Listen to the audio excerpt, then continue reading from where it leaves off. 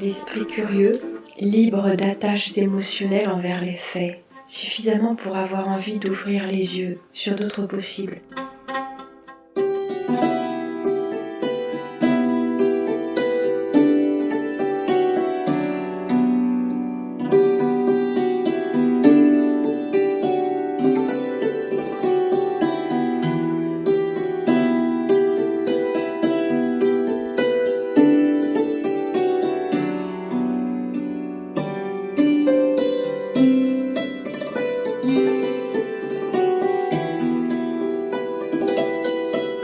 C'est un gros dossier que ce dossier de la lumière. Lumière blanche, lumière bleue, soleil blanc, ciel blanc, diode électroluminescente omniprésente, lumière issue du flux électrique, du champ électromagnétique, et non pas lumière vivante, vibrante, incandescente. Lumière artificielle, à plus d'un titre, artificielle et programmable, pour programmer nos esprits, nous allons le voir. Et il va nous falloir passer en revue de nombreux aspects de la question. Température de couleur, nature de la lumière, traficotage génétique, et oui, toujours, toujours. Et il va même me falloir laisser de côté quelques aspects de la question qui pourtant me paraissaient intéressants, en tout cas provisoirement, parce que sinon nous allons nous perdre. Entrons s'il vous plaît tout de suite dans le vif du sujet.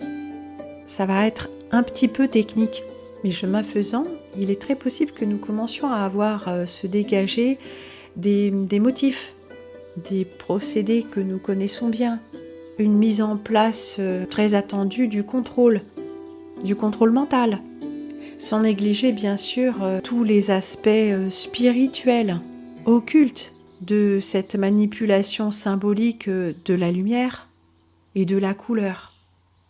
Mais commençons, voulez-vous ? Alors on va parler des températures de couleur et de qu'est-ce que c'est. Mais d'abord intéressons-nous à la lumière bleue. D'ailleurs on nous dit la lumière bleue c'est pas bien, regardez. Connaissez-vous l'effet de la lumière bleue qui se dégage de vos écrans ? Attention les yeux là les gars, hein, il est impératif de vous protéger. Hein. Bon ça c'est ici l'or, ça c'est des vendeurs de lunettes. Regardez ça, longue vie à la vue, je protège, la lumière bleue. Que faire pour préserver vos yeux ? Un éclairage nocif, la lumière bleue et les LED dans le spectre lumineux est très riche en lumière bleue. L'agence, donc, lançait s'approprier tous les objets utilisant les LED, les lampes aux écrans, perturbation des rythmes biologiques, toxicité rétinienne. C'est tout. Ouais, bon, c'est pas grave, tu vas perdre tes yeux, mais les gens, ça, ils sont déjà habitués.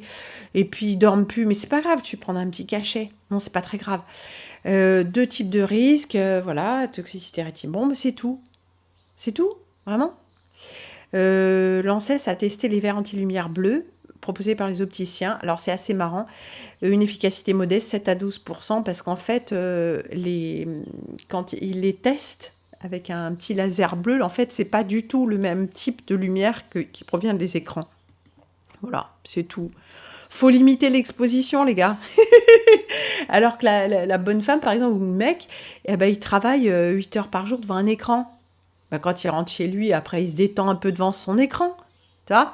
Et puis, quand il est en voiture, hein, pour aller tous les jours au boulot au même endroit, il met quand même son GPS. Non, mais pour être sûr, des fois qu'il se plante, ou qu'il soit passé n'importe quoi, donc il y a encore un écran. Alors, attendez, que choisir, lancer un test sur la dangerosité des ampoules LED avec une conclusion sans appel, fuyez les spots. Ces derniers sont en effet composés de diodes apparentes et leur lumière est envoyée de façon directive comme un faisceau laser. Compte tenu de leur teneur en lumière bleue, c'est mauvais pour la vue. Ah bon ? Mais c'est pas cher. Bon. L'INSERM vient de réaliser une nouvelle étude avec des rats. Ah ouais. Se déplaçant librement dans une enceinte éclairée par des LED achetées en magasin, les résultats sont inquiétants. Les cellules de la rétine sont mortes les unes après les autres. La lumière des LED est beaucoup plus toxique que celle des néons. Ah, merde ! Mais les LED, c'est pas interdit. Mais non, parce que c'est économique. Oh, mais c'est pas si grave, faut pas les regarder directement, c'est tout, quoi. Alors, avec la création de la lumière LED bleue, il est devenu possible, en la recouvrant d'une couche de phosphore jaune, ouais, c'est pas du phosphore blanc, de créer une lumière blanche, suffisamment intense pour être utilisée dans l'éclairage. Voilà, ça s'améliore, la technologie. Mais bon, Bon, faudrait limiter l'exposition à la lumière bleue des écrans. Hein. Voilà, puis un peu plus de lumière chaude. Lumière chaude. Mais parlons-en de la lumière chaude. C'est-à-dire, qu'est-ce à dire? Eh bien, nous avons parlé de la couleur. Vous savez, de la théorie de la couleur. On a le jaune, le rouge, le bleu et puis ces couleurs composées. Alors nous, on va s'intéresser à ce qui se passe entre on va dire l'orange, rouge orangé, jusqu'au bleu, la lumière bleue. Et ça, on va devoir s'intéresser à la notion de température de couleur. Température de couleur commune, ça c'est dans le spectre de la lumière visible. À 1800 Kelvin, le Kelvin étant l'unité de mesure de la température de couleur, c'est-à-dire de la couleur de la lumière. Hein, température de couleur égale couleur de la lumière. À peu près à 1800, oui là ils mettent 1900, moi j'avais appris 1800 Kelvin, c'est la bougie, la couleur de la lumière d'une bougie. Ensuite, nous avons le soleil couchant vers 3000 Kelvin. La lumière, je ne sais pas, fluorescente, je ne sais pas. Alors ça, je ne saurais pas vraiment dire de quel type de lumière il parle. La lumière du jour, c'est 5500 Kelvin à peu près. Hein.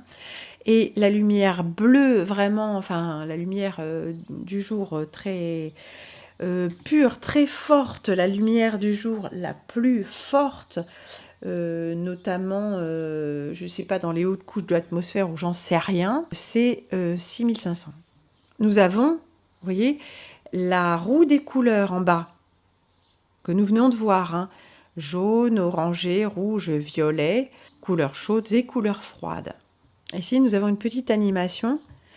Vous voyez, le petit rectangle du haut présente la couleur de la lumière en fonction du nombre de Kelvin.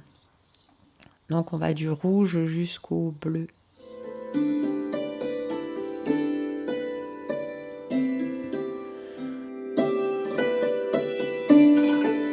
Alors on peut aussi étalonner la lumière artificielle, comme vous le voyez, 2700 Kelvin blanc chaud, 3000 Kelvin blanc, entre 3005 et 4000 on a un blanc froid, 5000 un blanc, on va dire presque bleuté, et 6005 c'est considéré comme la lumière du jour. Oui, parce qu'il y a cet effet de bleu du ciel, enfin du bleu du ciel. J'en sais rien. Je sais pas où est-ce qu'on prend et vers où on dirige, mais la lumière du jour plein midi, quoi, enfin midi solaire. Alors, chose intéressante, dont je me suis avisée en lisant des lettres humites. Ouais, en me documentant un petit peu. Les humites, ça c'était assez amusant, parlaient de la température à la surface de leur planète, ouais, leur planète globe, absolument, et exprimait cette température thermique en Kelvin et non pas en Celsius ou en degrés Fahrenheit. Ah oui, degrés Kelvin, hein, parce qu'on a des degrés Celsius, des degrés Fahrenheit et des degrés Kelvin. Donc il me semble que ça c'était pour faire, j'imagine que c'était pour donner un petit aspect plus exotique, mais je me suis dit mais la température en Kelvin c'est une unité de mesure de la couleur de la lumière. Non, pas forcément. On peut convertir des Kelvin en Celsius et des Celsius en Kelvin. Alors, Kelvin 3002, Celsius 2009.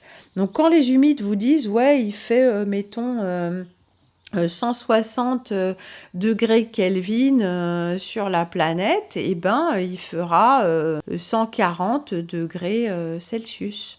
Ça se convertit. Par exemple, regardons en degrés Kelvin, le point de congélation ou de fusion de l'eau, 0 degrés Celsius, 273 degrés Kelvin. Température ambiante, 21 degrés Celsius, 294 degrés Kelvin. Température corporelle moyenne, 37, ce qui nous donne 310 en Kelvin. Et 100 degrés Celsius, point d'ébullition de l'eau, 373 degrés Kelvin. Alors, on a parlé des LED. Comment est-ce que la couleur de la lumière des LED est obtenue de différentes manières, apprend-on. La couleur due à la nature du semi-conducteur, quand le capot est transparent. La longueur d'onde émise correspond directement au gap du matériau utilisé. Alors ça devient très technique. La coloration modifiée du capot de la diode, émission bleue ou UV, plus revêtement à base de luminophore. On a vu ça tout à l'heure, en ajoutant du phosphore, mettons. Et coloration par plusieurs émissions de longueur d'onde différentes, donc des diodes électroluminescentes polychromatiques, plusieurs couplées. Comme la véritable lumière du jour, elle est composée, le blanc lumière du jour n'est pas composé juste d'une lumière blanche monochromatique, mais de tout le spectre. Et c'est pour ça, justement aussi, que ce n'est pas une lumière vivante. Toutes ces lumières artificielles ont des manques. Donc forcément que ça a un effet, que c'est une lumière qui est incomplète. C'est une lumière qui ne restaure pas la vue, qui ne restaure pas les fonctions cérébrales, pour ne parler que de quelques petits points analytiques du corps. Mais c'est certainement encore plus sévère qu'il n'y paraît. Parlons du spectre, le voilà. Ça, c'est en nanomètres, il me semble. Longueur d'onde en nanomètres, oui, c'est ça, longueur d'onde. Reprenons un petit peu notre échelle de la lumière de la bougie, la plus faible, jusqu'au ciel bleu. Ah voilà, 10 000 Kelvin, c'est le ciel bleu. Ce n'est pas la lumière du jour, c'est le bleu du ciel. Le soleil direct, lui, aura une température de 4800 qui correspond à un blanc légèrement froid ou pur. Alors bien sûr, on voit que dans les lumières artificielles, on peut avoir tout le spectre, tout le spectre en Kelvin. La lumière HMI, hydrargium, médium, arc, iodide, ça ce sont des lumières de cinéma, de photos de cinéma, 5600 Kelvin. L'éclairage fluorescent de 2007 à 6005, là on a plusieurs types de couleurs bien sûr. La LED, blanche, de 3000 à 5600. Et bien sûr, la lampe d'Edison, la lampe à incandescence. Vous connaissez celle-là, la belle histoire de l'ampoule qui brille depuis 115 ans. Une ampoule électrique est allumée dans une caserne de pompiers en Californie depuis 1901. L'histoire d'une lumière éternelle. Ça, c'était publié en 2016. Donc, vous rajoutez 8 ans, 123 ans. La voici. Ça, ce sont les premières ampoules, Edison. Bon, c'est sûr, c'est technique, une ampoule, il faut du gaz, c'est fragile. C'est fragile. Peut-être pas tant que ça non plus, mais ça reste une lumière relativement vivante par rapport à la LED, qui n'est que de l'information. Là, il y a un matériau qui chauffe, un petit peu comme à la forge. Vous mettez à chauffer du métal et il commence à émettre une lumière. Parfois, justement, vous verrez mieux dans le noir. C'est marrant, Alors, la lumière du jour, de quelle couleur est-elle ? Ça dépend si on regarde le soleil, à son lever ou à son coucher, ou en plein midi, ou si on regarde le ciel bleu. Bleu, ça va être difficile, Alors, quant au soleil et sa couleur, nous en reparlerons très bientôt, bien sûr. Diode électroluminescente. Une diode électroluminescente, en abrégé DEL en français ou LED, de l'anglais Light Emitting Diode, est un dispositif optoélectronique fait de matériaux semi-conducteurs capable d'émettre de la lumière lorsqu'il est parcouru par un courant électrique. Donc là, c'est l'électricité qui produit un effet lumineux. Une diode électroluminescente ne laisse passer le courant électrique que dans un seul sens et produit un rayonnement monochromatique ou polychromatique non cohérent par conversion d'énergie électrique lorsqu'un courant la traverse. Oui, c'est un peu technique. Les premières LED produisaient de la lumière infrarouge, rouge, puis verte et jaune. L'arrivée de la LED bleue puis blanche associée au progrès technique et d'assemblage a permis aux lampes d'émettre dans une bande de longueur d'onde plus large correspondant au spectre visible et même au-delà. En raison de nombreux avantages, on va bientôt voir lesquels, les lampes LED remplacent d'autres types de lampes. Elles sont aussi utilisées dans la construction des écrans pour le rétroéclairage des écrans à cristaux liquides ou comme source d'illumination principale des écrans à OLED, ces dernières étant des LED où le semi-conducteur est un composé organique. Diode électroluminescente. Alors qu'est-ce que c'est que l'électroluminescence? L'électroluminescence, elle, est un phénomène optique et électrique durant lequel un matériau émet de la lumière en réponse à un courant électrique qui le traverse ou à un fort champ électrique. Ceci est à distinguer de l'émission de lumière en raison de la température, incandescence, ou de l'action des produits chimiques, chimiluminescence. Lampe à diode électroluminescente. Maintenant, ils font des lampes avec ça. Après l'interdiction en Europe des lampes à incandescence classiques en 2012, ça c'est à partir de 2009, mais bon. Puis des lampes à incandescence halogène en 2018. Ah oui, c'est interdit le halogène. Et du fait d'une meilleure durée de vie, d'une consommation plus faible et de prix en baisse. Ouais, c'est ça, c'est incitatif par l'argent, mais en fait, c'est pas ça le problème. La part des lampes à DEL ne cesse d'augmenter dans le domaine de l'éclairage domestique, mais aussi des lieux publics comme le métro parisien. Enfin, tous les lieux publics, c'est débile de dire ça. Regardez-moi ça. Produit du mois, l'ampoule à filament DEL. Mais c'est une diode ou c'est une lampe à filament, à incandescence? Des filaments sur une ampoule DEL? L'illusion est presque complète. Ah, c'est ça. On se fout de notre gueule. Une ampoule qui renferme une monture de verre avec un minuscule support de métal retenant une série de filaments qui brillent quand elle est allumée. À part le fait que les filaments apparaissent plutôt jaunes quand l'ampoule est éteinte, il n'y a pas d'indice apparent qu'il s'agisse d'une DEL. Quelle est la différence alors? Eh bien, dans le filament, c'est le filament qui se réchauffe et qui est incandescent et qui produit de la lumière par chaleur. Mais, on nous dit, Ah ben le principe est le même, mais les filaments incandescents sont remplacés par des composés de puces d'ailes. donc en fait, ça n'a rien à voir. Moi, elle consomme très peu, hein. C'est mieux pour la planète. Voilà à quoi ça ressemble, dans ta gueule. Alors, il y a 2 ans, quand je suis passée dans ce petit village des Pyrénées, les réverbères étaient encore à incandescence. Et c'est à peu près au moment où un de mes correspondants me dit « Mais je suis en train de traverser la France là pour faire un transport. » Et je vois qu'un peu partout, depuis mon village du sud jusque partout où je suis passée, il y a des chantiers de remplacement, le grand remplacement des réverbères. Alors, j'en ai pris un comme ça, 2017, la montagne, Massiac, les réverbères à LED s'installent progressivement dans la ville. Ben voilà. Et ils ont démontré leur efficacité en matière de luminosité. Ouais, c'est une lumière froide, agressive. Bon, alors parlons-en. L'efficacité lumineuse des LED blanches de dernière génération est supérieure à celle des lampes à incandescence, mais aussi les lampes fluo compactes, etc. Donc, c'est toujours plus fort. C'est mieux parce que la lumière est plus forte. C'est ça la logique actuelle, le processus, ce que j'appelle le processus mental, toujours plus. Plus il y en a, plus il en faut. Et ça, c'est quelque chose qui a tellement été implanté dans notre esprit que c'est jamais remis en question. Santé, ça alors, on nous parle de la santé, la méthode la plus... Bon, s'il nous parle de la santé, c'est pour dire des... tout à fait minimisé, bien sûr, j'imagine. La méthode la plus rentable économiquement pour fabriquer des LED consiste à combiner une diode émettant une longueur d'onde courte dans le bleu avec un luminophore jaune pour produire de la lumière blanche. La lumière bleue est particulièrement connue pour perturber l'horloge circadienne, donc veille-sommeil.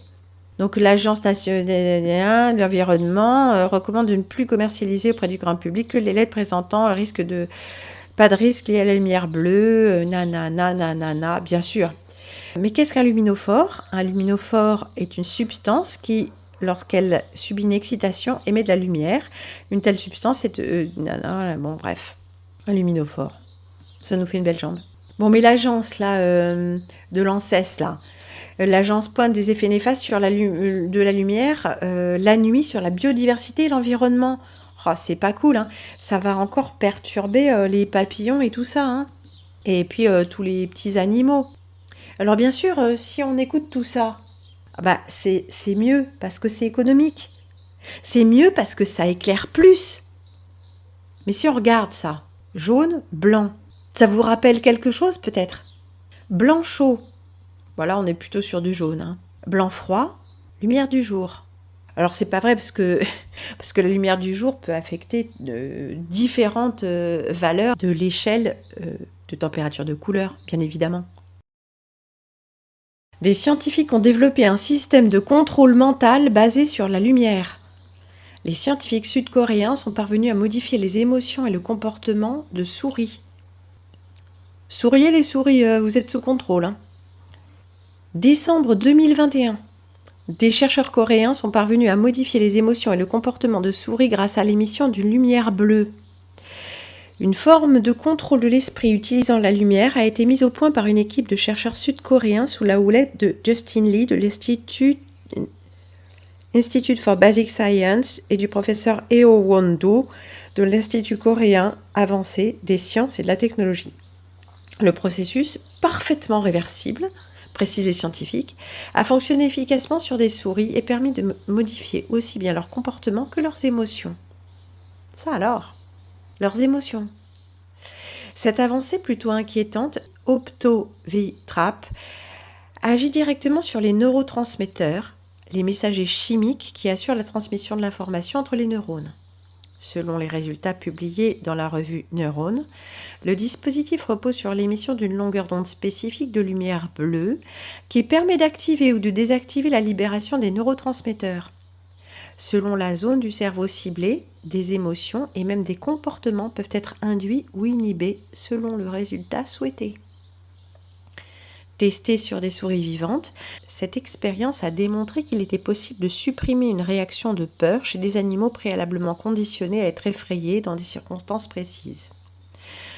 Toutefois, assure le professeur Eo Won-do, l'Opto-V-Trap ne vise pas du tout à développer un contrôle mental des animaux, voire des êtres humains, mais fera franchir un grand pas aux neurosciences et à la médecine.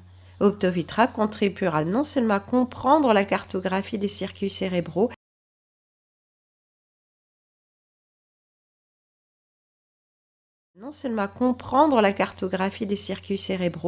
mais également à améliorer le traitement de l'épilepsie, des spasmes musculaires et d'autres troubles neurologiques.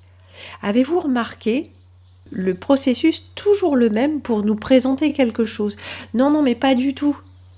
Alors qu'il est bien question de ça et que vraisemblablement, s'il nous en parle, c'est que c'est déjà suffisamment avancé. Comprendre et cartographier les circuits cérébraux, mais finalement pourquoi? Ah, mais pour soigner des maladies. Alors que les plus avancés d'entre nous et qui ont compris de quoi était véritablement fait l'humain et d'où émanait véritablement l'humain, comprennent tout à fait que nous n'avons pas besoin de cartographier de façon aussi maniaque tout ce qui constitue notre pensée, nos émotions pour soigner quoi que ce soit.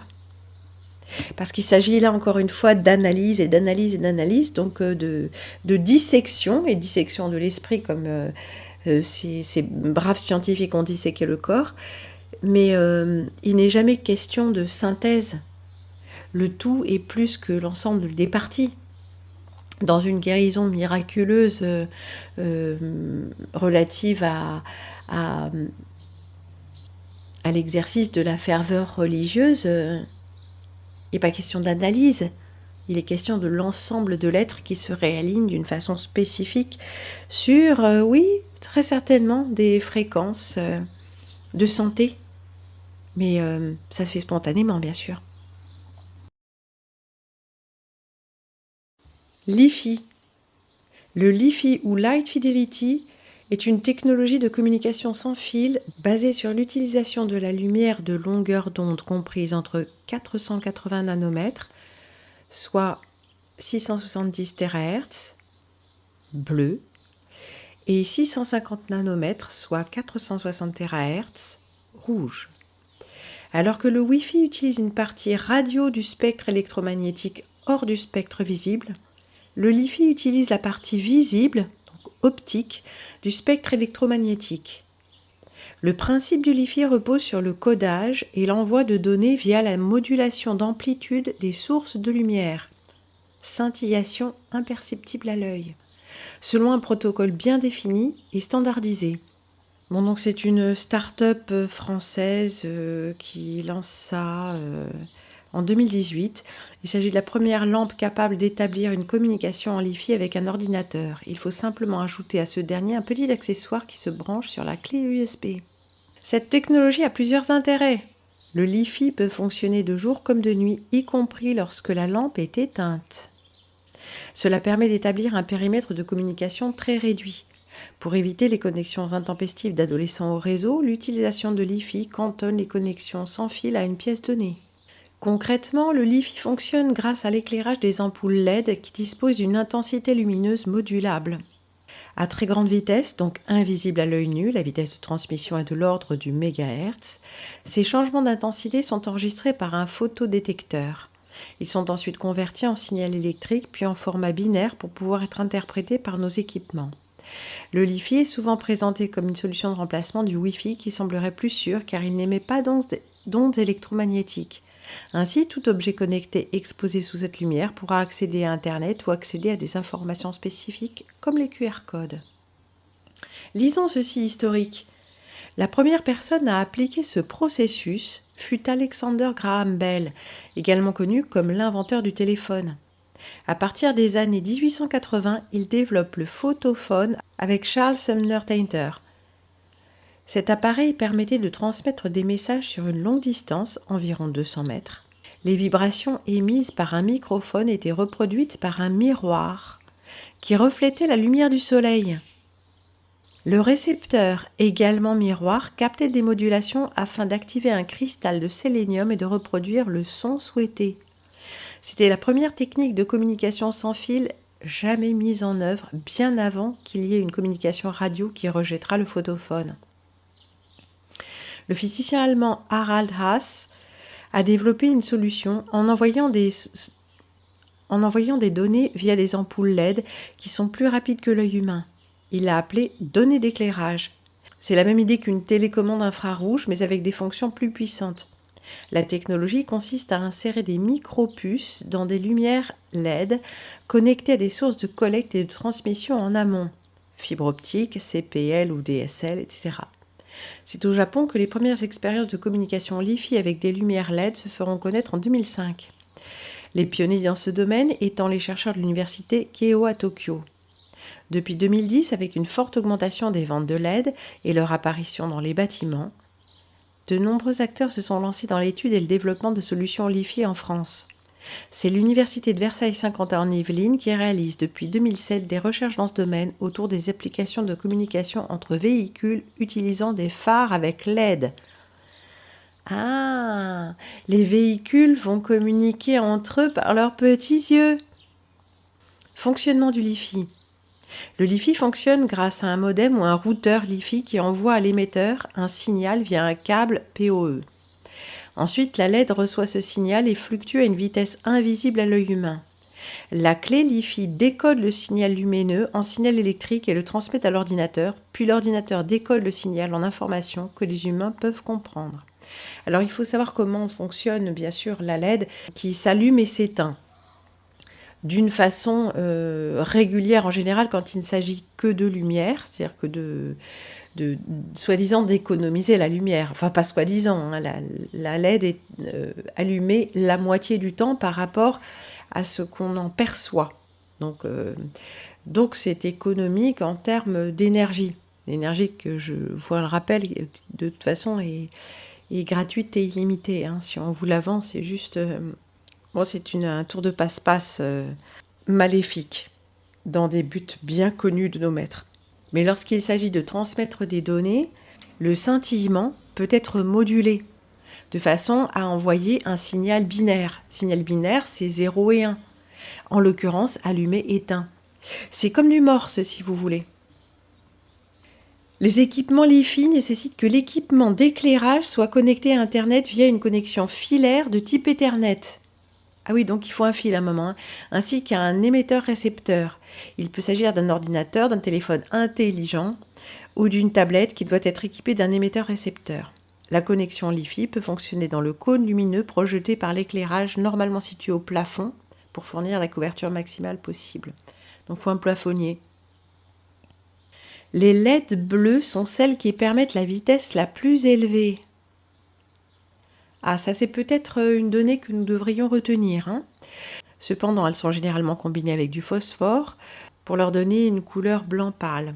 Cette opération réduit la capacité de l'émetteur, mais la technologie est peu coûteuse. Autre type d'émetteur utilisable, les triplets RVB, rouge, vert, bleu. En raison de l'utilisation de 3 LED, cette technologie est plus coûteuse que les technologies précédentes, mais elle présente l'avantage d'une plus grande bande passante. Les triplets RVB peuvent également être multiplexés. C'est une technologie qui envoie plusieurs messages en même temps et à des fréquences différentes. On apprend aussi que le Li-Fi sera 10 fois plus rapide que le Wi-Fi. Toujours plus, les gars. Alors ici, on nous dit qu'il ne peut fonctionner que lorsque la lumière est allumée, alors qu'on nous a dit le contraire. Alors je suis pas sûre, je suis pas sûre qu'ils sachent tous de quoi ils parlent. Nous apprenons que la ville de Mérargues a activé son réseau public Li-Fi début novembre 2020. SLA, Smart Lighting Alliance, a installé des émetteurs LED à basse vitesse sur 17 lampadaires publics. Ils pourront lire du contenu lié à leur emplacement dans la ville. Ça alors curieusement, il n'y a rien sur le site officiel de la ville. Bon, c'est printemps 2016, il y avait une petite erreur, il me semble, il nous indiquait 2020. L'optogénétique est un domaine de recherche et d'application associant les techniques de l'optique à celles de la génétique.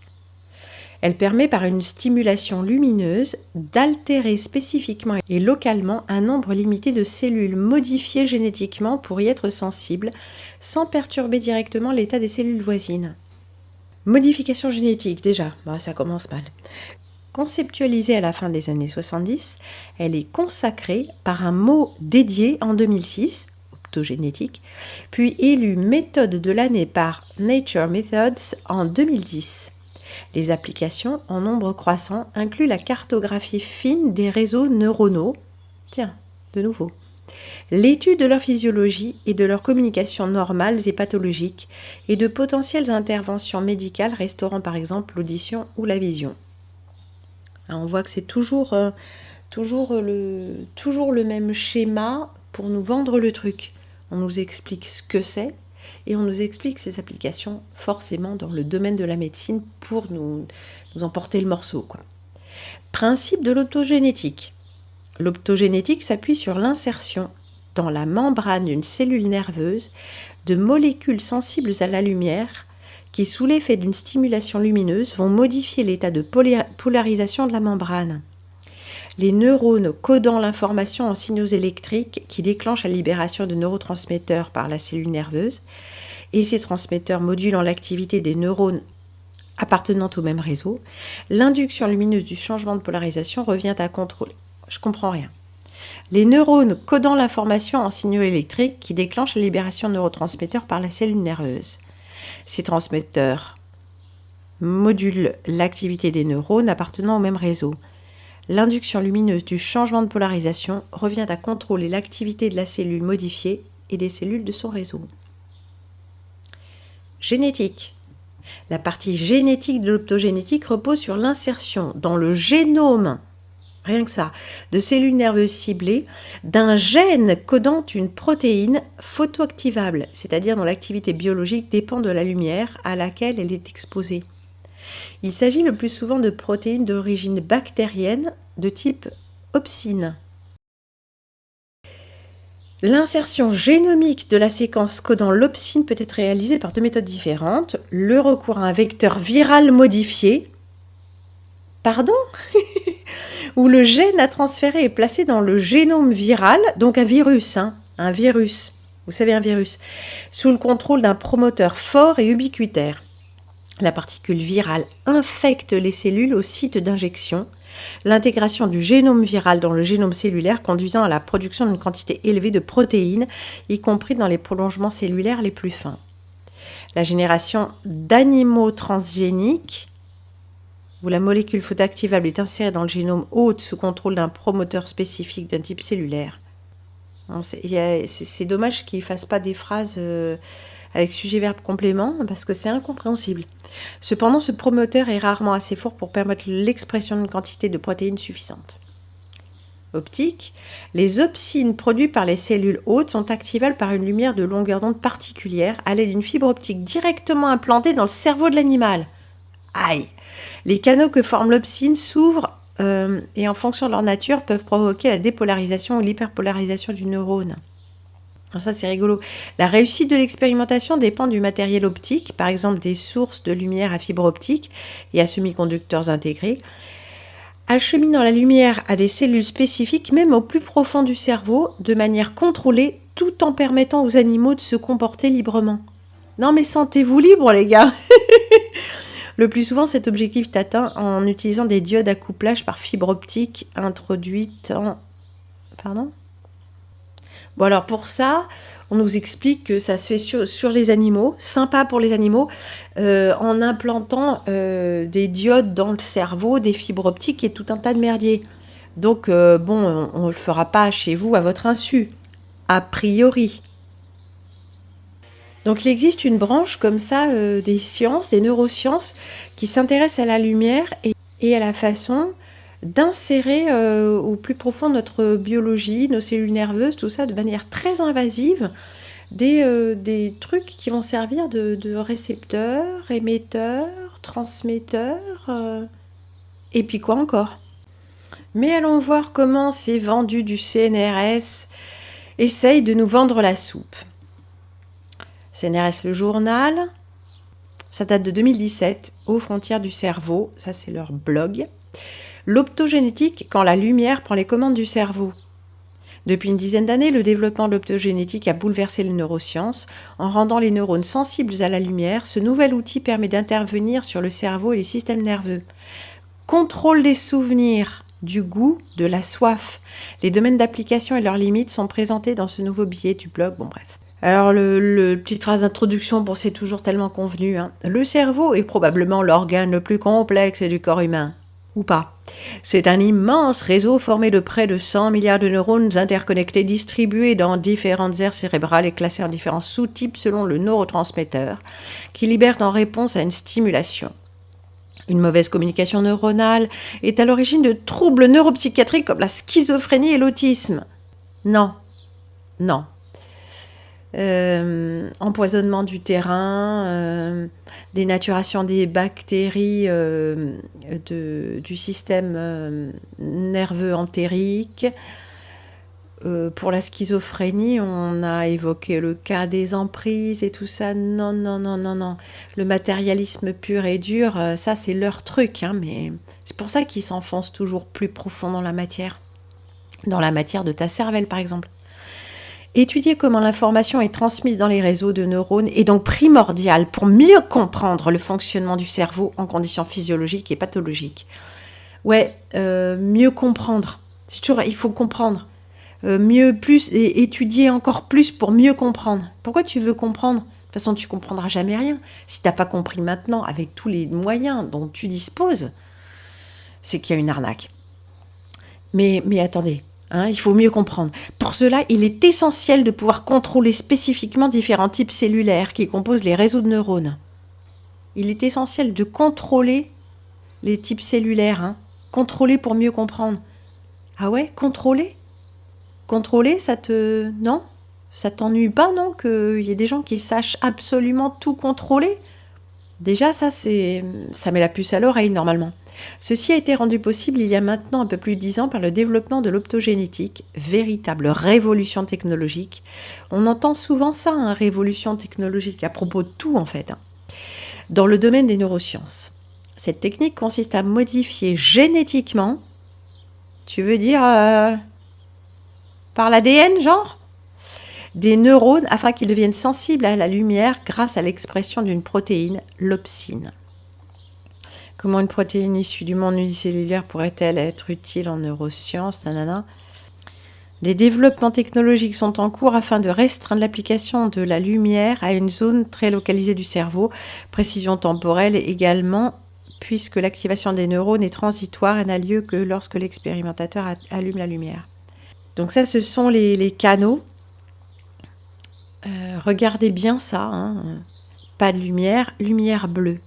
Figure 1, la lumière bleue ouvre la channel rhodopsine. Si l'entrée d'ions positifs est suffisante, le neurone émet alors des potentiels d'action. Allez comprendre. Mais en tout cas, ce qu'on comprend là, c'est que exposer des neurones exprimant la channel rhodopsine à de la lumière bleue permet leur activation en déclenchant des potentiels d'action, c'est-à-dire messages électriques des neurones. Donc par la lumière, on ouvre des canaux. On avait déjà parlé de ça en 2020 quand on parlait de la 5G. Mais là, on parlait des ondes et pas de la lumière. L'optogénétique ne se limite pas à la channelrhodopsine. Au fil des années, la modification par génie génétique des protéines existantes ainsi que la découverte d'autres protéines sensibles à la lumière ont permis aux chercheurs d'avoir accès à toute une panoplie d'outils pour contrôler l'activation des neurones. Bon, channelrhodopsine, ok, on comprend rien, mais contrôler l'activation des neurones, ça c'est parlant, non ? Par exemple, l'insertion de mutations dans la channelrhodopsine a permis de générer des protéines activées par la lumière rouge. À l'opposé, l'allorhodopsine, issue d'une bactérie appelée Allobacteria, permet non pas d'activer, mais d'inhiber les neurones. L'inception grâce à l'optogénétique ? Grâce à l'optogénétique, générer de faux souvenirs est maintenant possible chez le rongeur, ce qui permet une meilleure compréhension de la mémoire et de ses mécanismes. Bien sûr, si tu fais des saloperies pareilles, en tant que généticien, suivez mon regard, c'est pour une meilleure compréhension de la mémoire. Mais meilleure compréhension, pourquoi ? Pourquoi il faudrait comprendre aussi bien ? Eh bien, pour contrôler encore mieux. Non, mais il faut être con pour gober tout ça. Hein. Mais c'est intéressant. Oui, mais bien sûr, mais il faudrait mettre des trucs dans le cerveau, ils vont pas faire ça chez les humains. Ah ouais, t'es sûr qu'ils nous le font pas ? Par exemple, avec des tests pour récupérer un tout petit peu de morve, ils te l'enfoncent jusqu'au profond du cerveau. Ça fait pas sens, ça, non ? Par exemple. Alors, une étude du Massachusetts, a montré qu'il était possible d'implanter de faux souvenirs chez des souris en activant des neurones par optogénétique dans l'hippocampe, une structure cérébrale essentielle dans les processus de mémorisation. Alors l'hippocampe, je ne vous parle même pas, hein, c'est lié à la mémoire et à la peur. Donc en fait, ils font ça, de générer des faux souvenirs ou d'effacer les souvenirs, ceux qui contrôlent nos esprits de tas de façons différentes, par le trauma, ils le font très bien. Par les traumas majeurs. Mais peut-être que par la lumière, ce serait plus simple et plus massif dans la population. Bon voilà, l'optogénétique pour mieux comprendre comment les souvenirs se forment. Figure-toi. Il faut des trucs horribles avec les souris, tout ça, et dans des cages et machin, et il t'explique la légende, c'est pour mieux comprendre. Hein. Ouais. Cette étude a donc permis de montrer qu'il est possible de manipuler la mémoire grâce à l'optogénétique. Ben voilà. L'optogénétique pour faire aimer les choux de Bruxelles à nos enfants. Ben bien sûr, le goût représenté en 5 saveurs, nanana. Et les récepteurs responsables de la détection de différentes saveurs sont distribués, bon d'accord, fibres nerveuses, bon. Des applications thérapeutiques de l'optogénétique dans un futur proche ? Alors, regardez bien la phrase, des applications thérapeutiques de l'optogénétique, point d'interrogation, mais dans un futur proche. En fait, on attire ton attention sur le fait que c'est dans un futur proche. On ne te demande pas, il y a des applications thérapeutiques valables, acceptables éthiquement. Non, on s'en fout. C'est pas la question, de toute façon. C'est pas vers ça qu'on doit orienter ton esprit. Tu dois de toute façon adhérer, mais on va le faire de tas de façons différentes, notamment en confiant la rédaction des articles à des gens qui sont déjà tout acquis à ça, parce qu'il y a des gens qui ne se font pas prier, hein. Bon, son application nécessite des approches de thérapie génique. Modification de la structure profonde du vivant, c'est ça qu'il faudrait dire. Très invasif, bien sûr. Quelle dose de virus doit-on administrer ? Oui, parce qu'en plus, il faut du virus. Entre génétique et virus, commence à penser que ça sent l'arnaque, mais que c'est quand même pourri. Mais c'est très invasif, un peu comme les implants que font les petits gris, vous voyez ? Existe-t-il des effets secondaires à long terme ? Autant de questions auxquelles on doit préalablement répondre avant d'envisager concrètement une application chez l'homme. Bien sûr. Non, mais les mecs vont réfléchir avant. Sans blague. Par ailleurs, cette technique nécessite l'implantation d'une fibre optique dans le cerveau pour illuminer et activer les neurones modifiés dans l'aire cérébrale ciblée, ce qui reste à ce jour difficile, notamment pour les aires cérébrales profondes. En effet, la lumière bleue traverse assez mal les tissus. Vous êtes sûr ? Mais la pupille, c'est pas vraiment un tissu. hein, c'est un capteur de lumière. Vous êtes vraiment sûr de ça? Parce que, oui, bien sûr, il faudrait pour ça que l'œil soit fixe devant une source de lumière bleue. Pendant assez longtemps, certainement aussi, pour que ça s'active. Mais enfin, l'œil fixe devant une source de lumière bleue, ça vous dit rien? Pendant un temps d'exposition assez prolongé? Bah, ton écran ton écran de portable, ton écran d'ordinateur, mais même peut-être ton écran de télé. Enfin, lumière bleue. C'est directement en face. C'est intéressant, non? Parce que les gars, je pense qu'ils ne nous disent pas tout. Des recherches sont en cours pour développer des outils optogénétiques activables par la lumière infrarouge beaucoup plus efficaces pour pénétrer dans les tissus, en vue de remplacer l'implantation de fibres optiques par des diodes électroluminescentes LED, tiens, disposées à la surface du crâne. Tiens non. Le développement de nouvelles opsines de plus en plus performantes est fulgurant. Injecter aujourd'hui une opsine chez un patient de 30 ans, c'est un peu comme l'envoyer sur Pluton avec les technologies aérospatiales des années 70. Il paraîtrait donc plus sage d'attendre d'avoir des outils optogénétiques. Oui, bien sûr. Alors donc, en fait, il faut plusieurs choses. Donc, modifier notre terrain de façon génétique par l'introduction dans notre milieu de choses qui génèrent une réponse protéique et nanana. Enfin, vous voyez, injecter toute la population avec un truc, des produits entre le vivant, le non-vivant, le technologique, tout ça. Bon, ça c'est fait.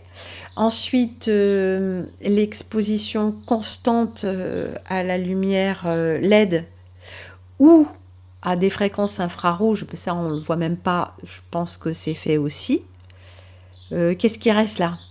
Non, mais il faut que ce soit la surface du crâne, il faut que on t'ait injecté un virus, il faut que tu aies des fibres optiques, nanana. Ouais, ça c'est ce qu'ils nous disent. Mais dans une maison ordinaire, c'est quand même bourré de tas de fréquences et de lumière possiblement programmable. Je veux dire, une lumière qu'on peut coder en termes de fréquences 0 et 1. Les LED. Oui, bien sûr. Alors pourquoi est-ce qu'ils mettent des LED partout? Parce que ce n'est pas la lumière, c'est de l'information.